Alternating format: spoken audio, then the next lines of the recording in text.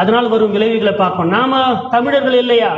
நாம் மண்ணின் மைந்தர்கள் இல்லையா? ஆமா, மண்ணின் மைந்தர்கள் தான். தமிழ் தமிழ் என்று சொல்லும் போது காதல் என்ன பாயம்? இயர் டிராப்பா இல்லை. செந்தமிழ்நாடெனும் போதினிலே இந்த தேன் பாயது காதினிலே. பாரதியார் பாடினது, சினிமா பாட்டு கிடையாது. என் தந்தையர் நாட்டென்ற போதினிலே ஒரு சக்தி பிறக்குது மூச்சினிலே. செந்தமிழ் நாடுன்னு சொன்னாவே என்ன வரும்? காதுல என்ன பாய்தான்? தேன் பாய்தா? செப்டிக் ஆயிடாது? அதுக்கு மீனிங் என்ன அப்படின்னு சொன்னா, தமிழ் தமிழ் என்று சொல்லும் போது எப்படி நமக்கு இயேசு அப்படின்னு சொல்லும் போது என்ன இருக்கும்? ஒரு இனிமை, ஒரு இனம் புரியாத பஸ்ல எடுத்துக்கிட்டே இருப்போம். யாரோ இயேசுதாஸ் அப்படின்னு யாராவது கூப்பிட்டாங்கன்னா நம்ம திரும்பி பார்ப்போம். நம்மளை கூப்பிடல அவரு. நாம நேசிக்கிற அந்த இயேசு என்ற வார்த்தை இருக்கு. இயேசென்னும் நாமம் என் நாவுக்கு அமிழ்தம். அவர் நாமுக்கு அமிழ்தம் என்னாரு டிஜிஎஸ் நினைக்கிறேன்.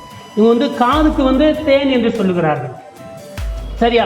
சோ தமிழ் என்பது ஒரு மொழியை நேசிப்பது தவறில்லை, ஒரு கலாச்சாரத்தை நேசிப்பது தவறில்லை. ஆனா அது தேவனுக்கு விரோதமாக இருந்தால் அதை யோசிக்கணும். அதை நம்ம பார்த்து விட்டு சீக்கிரமா போவோம்.